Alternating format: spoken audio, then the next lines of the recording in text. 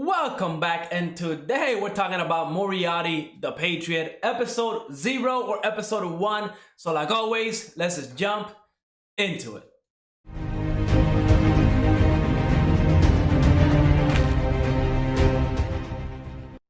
Moriarty the Patriot is one of those animes I was really looking forward to. I haven't seen a psychological or like murder mystery anime in a very long time. So I was kind of, intrigued by this one, especially since the name Moriarty popped up, right? Again, I haven't read the Sherlock Holmes novels or anything like that. I am interested in like the Netflix TV shows and even like the newest Sherlock Holmes movie that came out on Netflix. I believe it was Alone. I really like that movie. So I do like the whole, side of Sherlock Holmes. And I do love Moriarty. I mean, he sounds like a great villain. I mean, just how smart he is and the way he can twist people's minds in order to make them commit crimes and stuff like that has always intrigued me. So having an anime about this, I was 100% all in. Now, Funimation released the first episode early, or I don't know if this is like episode 0 or episode 1. We'll see next week if they're just going to do episode 2 or not. But I really cannot wait to get more of this anime. But let's break it down and let's see what's happening in this episode so we can kind of understand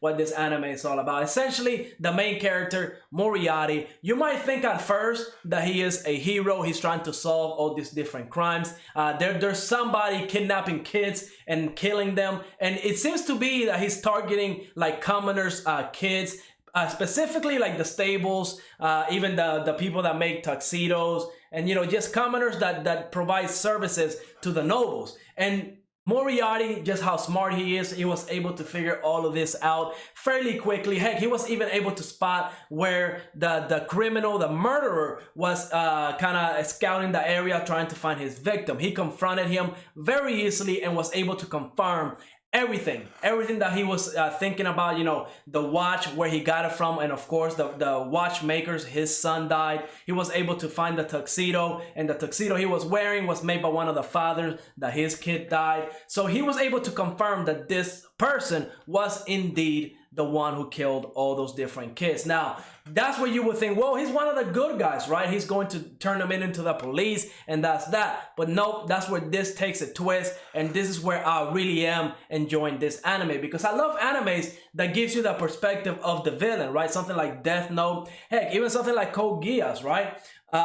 Overall, Moriarty was able to convince one of the fathers that the son died due to this person. He was able to convince them that if he was to capture the killer, if the father, and his name I believe was Eden, was going to kill the person. And that, Eden, of course, you can just see how lost he was, right? His son was murdered. He still has to run a business because he has to provide a living for his family and stuff like that. But you can just see, right, whenever that Lord Albert went to talk to Eden, he was down, he was depressed, he wasn't getting any sleep. So really, he had to find his own justice, because I believe this was victim number 5 or 6, and the police hasn't been able to capture this guy. But no, Moriarty was able to do it, and of course, Eden came in and delivered his part of the deal. He actually killed the guy, stabbed him with scissors. He's dead. And, we see in the later part of the episode, like the last little, 30 seconds, when Lord Albert went to check on Eden, he seemed happier. He got his revenge.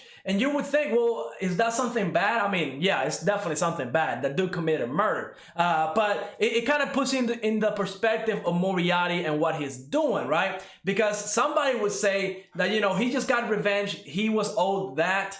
So yeah, let the man live, you know what I mean?